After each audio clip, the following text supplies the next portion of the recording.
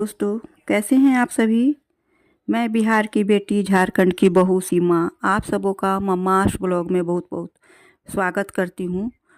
दोस्तों, शिवरात्रि आने वाला है तो शिवरात्रि किस दिन है और इसका पूजा का शुभ मुहूर्त कितने बजे से कितने बजे तक है, जल और रुद्रा अभिषेक करने का समय, टाइमिंग, सभी कुछ आप लोगों के साथ शेयर कर रही हूँ। तो आइए जानते हैं। हिंदू धर्म में महाशिवरात्रि का विशेष महत्व है। हर साल फाल्गुन मास की कृष्ण पक्ष की चतुर्थी तिथि को महाशिवरात्रि का पर्व मनाया जाता है। इस दिन भगवान शिव की विधिवत पूजा करने के साथ व्रत रखने का भी विधान है। मान्यता है कि इस दिन शिवलिंग में मात्र जलाभिषेक करने से शिवजी प्रसन्न होते हैं और अपने भक्तों को सभी मनोकामनाएं पूरी करते हैं। इस बार चतुर्थी तिथि 2 दिन होने के कारण फिर एक बार असमंजस की स्थिति बनी हुई है कि आखिर किस दिन महाशिवरात्रि का पर्व मनाना शुभ हो सकता है। तो आइए जानते हैं महाशिवरात्रि का सही तिथि और जलाभिषेक का मुहूर्त और महत्व। अब है महाशिवरात्रि। तो वैदिक पंचांग के अनुसार फाल्गुन मास की कृष्ण पक्ष की चतुर्थी तिथि 26 फरवरी को सुबह 11:08 पर शुरू होगी और इसका समाप्ति 27 फरवरी को सुबह 8:54 पर होगी। आमतौर पर अधिकतर व्रत पर उदया तिथि का ही विशेष महत्व है, लेकिन महाशिवरात्रि में रात्रि पूजन का विधान है, इसलिए 26 फरवरी को महाशिवरात्रि का पर्व मनाया जाएगा। महाशिवरात्रि के दिन शिवलिंग का जलाभिषेक करने का विशेष महत्व है। इस साल महाशिवरात्रि के दिन जलाभिषेक सुबह के समय से ही कर सकते हैं। पंचांग के अनुसार इस दिन सुबह 6:47 से सुबह 9:42 तक रहेगा। इसके बाद सुबह 11:06 से लेकर 6 से लेकर दोपहर 12:35 तक जल चढ़ा सकते हैं और फिर दोपहर 3:25 से शाम को 6:08 तक जलाभिषेक किया जा सकता है। इसके साथ ही आखिरी जलाभिषेक का मुहूर्त 8:54 पर शुरू होकर रात को 12 तक होगा, 12:01 तक होगा। शिवरात्रि का हमारे शास्त्रों में विशेष महत्व क्यों माना जाता है? क्योंकि महाशिवरात्रि के दिन भगवान शिव और माता पार्वती का विवाह हुआ था। इसी कारण इस दिन शिव पार्वती जी की पूजा करने के साथ व्रत रखने का विधान है। इसके साथ ही शिव जी का जलाभिषेक करने से वह अति प्रसन्न हो जाते हैं। बता दें कि इस साल शिव स्वार्थ सिद्धि योग के साथ मालव्य जैसे राजयोगों का भी निर्माण हो रहा है। वैदिक पंचांग के अनुसार फाल्गुन मास की कृष्ण पक्ष की चतुर्थी तिथि 26 फरवरी को सुबह 11:08 पर शुरू होगा और इसका समापन 27 फरवरी को सुबह 8:54 पर हो जाएगा। लेकिन यह 26 फरवरी को ही मान्य होगा, क्योंकि इसकी निश्चित काल की पूजा मेन होता है। सायंकाल का पूजा मेन माना जाता है, सर्वप्रथम माना जाता है। शिवरात्रि क्यों मनाई जाती है? शिव पुराण के मुताबिक महाशिवरात्रि को भगवान शिव और माता पार्वती के विवाह के उपलक्ष्य में शिवरात्रि मनाई जाती है। मान्यता है कि इस दिन भगवान शिव ने माता पार्वती से विवाह किया था, इसीलिए इसे बहुत ही धूमधाम से महाशिवरात्रि का व्रत मनाया जाता है। महाशिवरात्रि का व्रत कब तोड़ा जाता है, इसका पारण कैसे किया जाता है? महाशिवरात्रि के दिन सुबह जल्दी उठकर भगवान शिव की मूर्ति या शिवलिंग को पंचामृत से अभिषेक करें। इस दिन ओम नमः शिवाय मंत्र का भी जप करते हैं। इसके बाद शाम के समय फलाहार से अपना व्रत तोड़ा जाता है। कोई भी व्रत में कथा सुनना विशेष महत्व रहता है, तो कथा को जब भी सुनिए पूरा सुनिए और संकल्प के साथ सुनिए। तो आइए जानते हैं इसकी पौराणिक कथा। पूर्व काल में चित्रभानु नामक एक शिकारी था। जानवरों की हत्या करके वह अपने परिवार का पालन करता था। वह एक साहूकार का कर्जदार था, लेकिन उसका ऋण समय पर न चुका सका। क्रोधित साहूकार ने शिकारी को शिव मठ में बंदी बना लिया। संयोग से उस दिन शिवरात्रि था। शिकारी ध्यानमग्न होकर शिव संबंधी धार्मिक बातें सुनता रहा। चतुर्दशी के दिन उसने शिवरात्रि व्रत की कथा भी सुनी। शाम होती ही साहूकार ने उसे अपने पास बुलाया और ऋण चुकाने की विषय में बात की। शिकारी अगले दिन सारा ऋण लौटा देने का वचन देकर बंधन से छूट गया। अपनी दिनचर्या की भांति वह जंगल में शिकार के लिए निकला, लेकिन दिन भर बंदी गृह में रहने के कारण भूख प्यास से व्याकुल था। शिकार खोजता हुआ बहुत दूर निकल गया। जब अंधकार हो गया तो उसने विचार किया कि रात जंगल में ही बितानी पड़ेगी। वह एक तालाब के किनारे एक बेल के पेड़ पर चढ़कर रात बीतने का इंतजार करने लगा। बेल वृक्ष के नीचे शिवलिंग था जो बिल्वपत्रों से ढका हुआ था। शिकारी को उसका पता न चला। पड़ाव बनाते समय उसने जो टहनियाँ तोड़ी वे संयोग से शिवलिंग पर गिरती चली गई। इस प्रकार दिन भर भूखे प्यासे शिकारी का व्रत भी हो गया और शिवलिंग पर बेलपत्र भी चढ़ गए। एक पहर बीत जाने पर एक गर्भणी हिरनी तालाब पर पानी पीने पहुंची।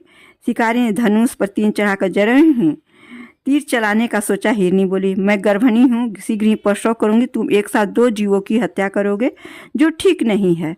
मैं बच्चे को जन्म देकर शीघ्र ही तुम्हारे समक्ष प्रस्तुत हो जाऊंगी, तब तुम मुझे मार लेना। शिकारी ने प्रत्यंचा ढीली कर दी और हिरनी जंगल में झाड़ियों में लुप्त हो गई। प्रत्यंचा चढ़ाने तथा ढीली करने के वक्त कुछ बिल्वपत्र अनायास ही टूटकर शिवलिंग पर गिर गए। इस प्रकार उससे अनजाने में ही प्रथम पहर का पूजन भी संभव हो गया।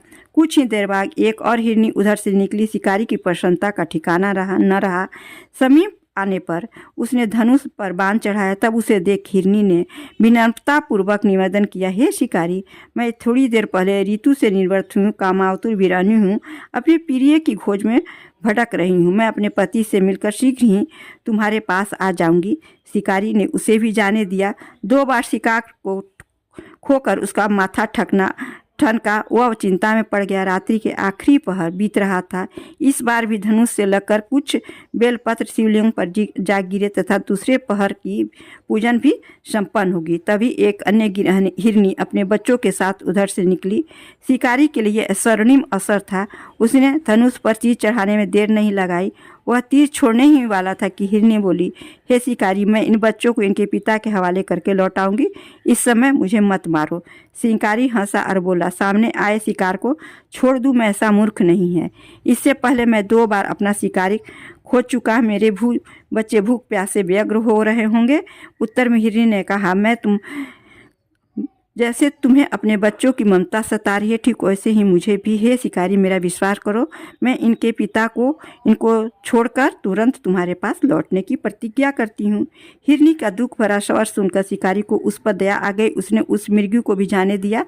शिकार के अभाव में तथा भूख प्यास से व्याकुल शिकारी अनजाने में ही बेल वृक्ष पर बैठा और बेलपत्र तोड़ कर नीचे फेंकता जा रहा था। पाँव फटने को समय होते एक हष्ट पुष्ट मृग उसी रास्ते पर आया। शिकारी ने सोच लिया कि इसका शिकार वह अवश्य करेगा। शिकारी की तनी प्रत्यंचा देकर मृग विनीत स्वर में बोला, हे शिकारी, तुमने अपने मुझसे पूर्व आने वाली 3 मृगियों तथा छोटे छोटे बच्चों को मार डाला है, तो मुझे मारने में भी विलम्ब न करो, ताकि मुझे उनके वियोग में एक क्षण भी दुख न सहना पड़े। मैं उन हिरनियों का पति हूँ। यदि तुमने उन्हें जीवन दान दिया तो मुझे भी कुछ क्षण का जीवन देने की कृपा करो। मैं उनसे मिलकर तुम्हारे समक्ष उपस्थित हो जाऊंगा। मृग की बात सुनते ही शिकारी के सामने पूरी रात की घटना कर्म घूम गया। उसने सारी कथा मृग को सुना दी। तब मृग ने कहा, मेरी 3 पत्नियां जिस प्रकार प्रतिज्ञाबद्ध होकर गई हैं, मेरी मृत्यु से अपने धर्म का पालन नहीं कर पाएंगी। अतः जैसे तुमने उन्हें विश्वास पात्र मानकर छोड़ा, वैसे ही मुझे भी जाने दो। मैं उन सबके साथ तुम्हारे सामने शीघ्र ही उपस्थित होता हूँ। शिकारी ने उसे भी जाने दिया। इस प्रकार प्रातः हो गई। उपवास, रात्रि जागरण तथा शिवलिंग पर बेलपत्र चढ़ाने से अनजाने में ही उससे शिवरात्रि की पूजा संपूर्ण हो गई। पर अनजाने में ही की गई पूजा का परिणाम उसे तत्काल मिला। शिकारी का हिंसक हृदय निर्मल हो गया। उसमें भगवत शक्ति का वास हो गया। थोड़ी देर बाद वह मृग सपरिवार शिकारी के समक्ष उपस्थित हो गया ताकि वह उनका शिकार कर सके, किंतु जंगलू पशुओं की ऐसी सत्यता, सात्विकता एवं सामूहिक प्रेम भावना देखकर शिकारी को बड़ी ग्लानि हुई। उसने मृग परिवार को जीवन दान दे दिया। अनजाने में शिवरात्रि के व्रत का पालन करने पर भी शिकारी को मोक्ष की प्राप्ति हुई। जब मृत्यु काल में यमदूत उसके जीव को ले जाने लगे तो शिवगण ने उन्हें वापस भेज दिया तथा शिकारी को शिवलोक ले गए। शिव जी की कृपा से अपने इस जन्म में राजा चित्रभानु अपने पिछले जन्म को याद रख पाए तथा महाशिवरात्रि के महत्व को जानकर उसका अगले जन्म में भी पालन कर पाए। शिव कथा का यह संदेश है कि शिकारी की कथा अनुसार महादेव तो अनजाने में किए गए व्रत का भी फल दे देते हैं, पर वास्तव में महादेव शिकारी की दया भाव से प्रसन्न हुए। अपने परिवार के कष्ट का ध्यान होते हुए शिकारी ने मृग परिवार को जाने दिया। यह करुणा ही वस्तुतः उस शिकारी को उन पंडित पुजारियों से उत्कृष्ट बना देती है जो कि सिर्फ रात्रि जागरण, उपवास, दूध, दही, बेलपत्र आदि द्वारा शिव को प्रसन्न कर लेना चाहते हैं। इस कथा में सबसे महत्वपूर्ण बात क्या है कि इस कथा में अनजाने में हुए पूजन पर विशेष फल दिया गया है। इसका अर्थ यह नहीं है कि शिव किसी प्रकार से किए गए पूजों को स्वीकार कर लेते हैं अथवा भोलेनाथ जाने अनजाने में हुए पूजन में भेद भी नहीं करते हैं। वास्तव में वह शिकारी शिव पूजन नहीं कर रहा था। इसका अर्थ यह नहीं हुआ कि वह किसी तरह का किसी फल की कामना भी नहीं कर रहा था। उसने मृग परिवार को समय या जीवन दान दे दिया जो कि शिव पूजन के समान ही है। शिव का अर्थ ही कल्याण होते हैं। उन निरीह प्राणियों का कल्याण करने के कारण ही वह शिव तत्व को जान पाया। उसका शिव से साक्षात्कार हो गया। परोपकार करने के लिए महाशिवरात्रि का दिवस होना भी आवश्यक नहीं है।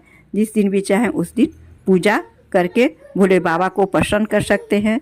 दोस्तों, आप लोगों को मेरी यह वीडियो, यह ब्लॉग कैसा लगा, शिवरात्रि विशेष, महाशिवरात्रि विशेष यह एपिसोड। धन्यवाद। यदि आप लोगों को वीडियो अच्छी लगी हो तो लाइक, शेयर और सब्सक्राइब अवश्य कीजिएगा।